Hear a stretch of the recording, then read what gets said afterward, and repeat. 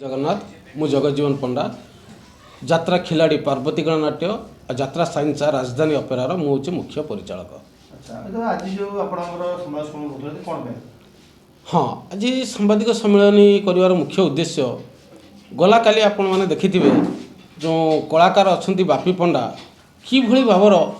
जन प्रयोजक को असम्मानित कर आज सांबादिक सम्मेलन डाकी।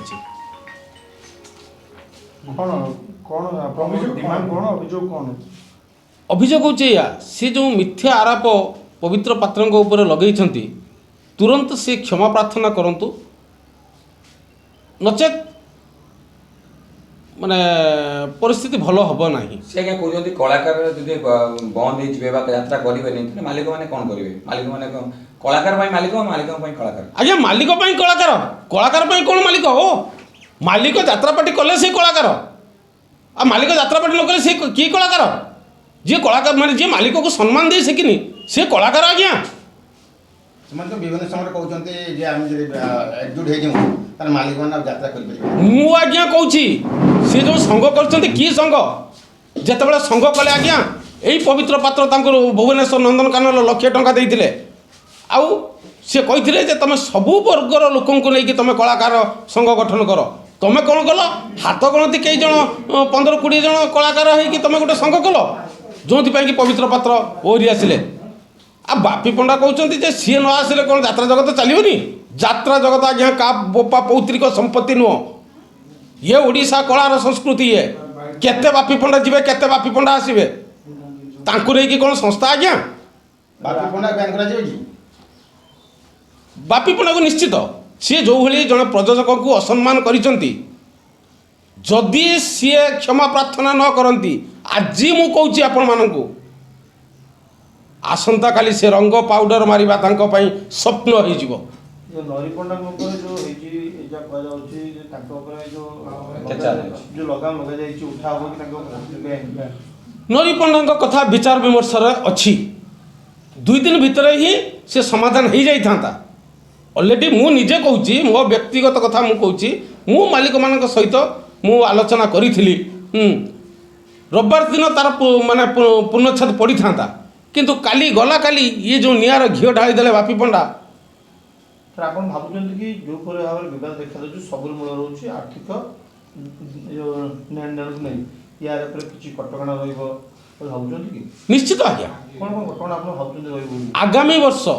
आगामी वर्ष मालिक मान को आर्थिक वर्ष 2027 जो 26-27 आज्ञा जो ये कि मालिक संघ एक होती से विभिन्न प्रकार पदक्षेप नेउछंती सेटा मु एबे कहबा ठीक हेबो नाही कोन आलोचना होतला ना आलोचना विषय आलोचनार विषय वस्तु या आजिकल यात्रा जो समस्या कमिटी एते पैसा दे पारुनी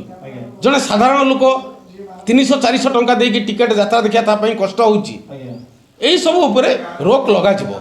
तो जो हम देखु जो हम आगु लोक लोचन को आसुतला जने कलाकार 55 लाख 40 लाख 30 लाख यार ऊपर निर्दिष्ट कटकणा रहइबो कि निश्चित मालिक संघ एप्रति दृढ़ कार्यानुष्ठान नौचंती आलोचना सरीची तापर 2026-27 यात्रा वर्ष रे तार आज्ञा नांडू बाबू को जो तुलसी मालिक तांका ऊपर तीन अभियोग अछि कोन कहबे ना आज्ञा नांडू तो आज्ञा तांको ना होची अनंत नारायण धळ नांडू बाबू यात्रा जगतर से पितामह भीष्म कहले अत्युक्ति हेबनी आज यात्रा जगतर जदि परिचय सृष्टि करछन्ती किछि कलाकार को सी होचन्ती आज्ञा नांडू बाबू कलाकार तैयारी करछन्ती सी परवर्ती समय से कलाकार तांको धोखा देकी जाइछन्ती फिर भी से दिन मुंह खोली नांती तो ये जो यात्रा कलाकार मालिक प्रयोजक विवादर जवनिका केबे खूब कम दिन भितर मु भाबुची ता जवनिका पड़ी जीवो माने स्मूथ लाइन रे जीवो ना आपण का पर जबरदस्त प्रेशर ना ना एठी जबरदस्त रा प्रश्न उठुनी गोटे कथा आपस समाधान हो निश्चित गोटे कथा देखंतु आपण जे कहले कलाकार को मालिक को ने कलाकार मध्ये माने न बढ़िले यात्रा उन्नति होबे कि मालिक उन्नति होबे माने उभय परस्पर परिपूरक ए परिपूरकता भीतर होबो ना मालिक माने प्रेशर बिल करे आगे नहीं एठी के काको जबरदस्ती करि परिबनी परिपूरकता भीतर होबो गोटे कथा देखंतु जणे अन्याय गुरु अन्यायटा को केई केबे प्रश्रय देबेनी आगे मु मो व्यक्तिगत कथा कहूची आसंता काली जो बापी पंडा कहिसंती यात्रा राजधानी पार्वतीर कर्मकर्ता माने 5 मासर दरमा पाई नांती से प्रमाण देखे देबे मु तांग घरे मूलिया रहिबे आज्ञा मोर सबू कलाकार फोन नंबर मुझे दूची मोर राजधानी हिरो मंटू लिपुनु मनोज देव मु समस्त फोन नंबर दूची मो हिरोइन मंजू मो मामुनी आपणकर टाकू पंडा आपणकर कुनी समस्त फोन नंबर मुझे दूची ଯାତ୍ରା ଶ୍ରମିକ ଯାତ୍ରା କର୍ମଚାରୀ ସେମାନେ ଥିଲେ ଆପଣ କଳାକାର ମାନେ ଶ୍ରମିକମାନଙ୍କର କିଛି ପଇସା ବାକି ରଖୁଛନ୍ତି ନାଇଁ କାହା କୌଣସି ହାଲତର ପାର୍ଟି ଲସ୍ ହଉ ଲାଭ ହଉ ଭଲ ହଉ ମନ୍ଦ ହଉ ଆଜ୍ଞା କେହି ଦିନ ପ୍ରମାଣ ଦେଖେଇ ଦଉ ପବିତ୍ର ପାତ୍ର ଆଜ୍ଞା ମୋର ଏତିକି ଟଙ୍କା ବାକି ରଖିଛନ୍ତି ଯେଉଁ ବର୍ତ୍ତମାନ ବିବାଦ ସାମାଜିକ ଗଣମାଧ୍ୟମରେ ବିବାଦ ଦେଖାଯାଉଛି ଯାହାଫଳରେ ଦର୍ଶକମାନେ ମଧ୍ୟ ବିମୁଖ ହେଲେଣି ତା ପାଇଁ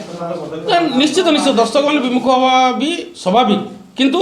ମୁଁ ଆପଣମାନଙ୍କ ସାମ୍ନାରେ ସମସ୍ତଙ୍କୁ ମୁଁ ଗୋଟିଏ କଥା କହୁଛି କେହି ବ୍ୟସ୍ତ ହୁଅନ୍ତୁନି ଖୁବ୍ କମ୍ ଦିନ ଭିତରେ ୟାର ଜବନିକା ପଡ଼ିବ ତେଣୁ ଆଗାମୀ ଯାତ୍ରା ଯେଉଁଭଳିଆ ଥିଲା ସେଇଭଳିଆ ହିଁ ଚାଲିବ କେବଳ ଗୋଟିଏ କଥା ମୁଁ କହୁଛି ଯେଉଁ ବାପି ପଣ୍ଡାଙ୍କୁ ସ୍ପେସିଆଲି ତମେ ଏତେ ଉପରକୁ ଯାଅନି ଅନ୍ୟାୟ ଠିକ୍ ନୁହଁ ତମେ କ'ଣ କହୁଛ ପାର୍ବତୀର ରାଜଧାନୀର କର୍ମଚାରୀ ସୁରକ୍ଷିତ ନୁହଁ ମୋ କର୍ମଚାରୀ କି ତମେ ସୁରକ୍ଷିତ ଦେଉଛ ଆଜ୍ଞା ଗୋଟିଏ କଥା ମୁଁ କହୁଛି ଅଳା ଶୁଣିଲେ ମୋର ଗୋଟେ ହିରୋଇନ୍ କି ଜଣେ କମେଣ୍ଟ ମାରିଦେଇଥିଲା ମାହାଙ୍ଗା ଥାନାରେ ତା ପ୍ୟାଣ୍ଟ ଖୋଲିଦେଲି ଆଜ୍ଞା କିଛି ମାଲିକମାନେ ମୋତେ ମାନେ ବାପି ପଣ୍ଡା ଯୋଉ ମନ୍ତବ୍ୟ ଦେଇଛନ୍ତି ବୋଲି ଭାବୁଛନ୍ତି ସମାଧାନ ବାପି ପଣ୍ଡା ତୁରନ୍ତ କ୍ଷମା ପ୍ରାର୍ଥନା କରିବେ ବାପି ପଣ୍ଡା ମିଡ଼ିଆ ସାମ୍ନାରେ ମାଲିକଙ୍କୁ ତୁରନ୍ତ କ୍ଷମା ପ୍ରାର୍ଥନା କରିବେ ସମାଧାନ ହେଇପାରିବ ନିଶ୍ଚିତ ନଚେତ କୌଣସି ହାଲତର ବାପି ପଣ୍ଡାକୁ ମଞ୍ଚକୁ ଆମେ ଛାଡ଼ିବୁ ନାହିଁ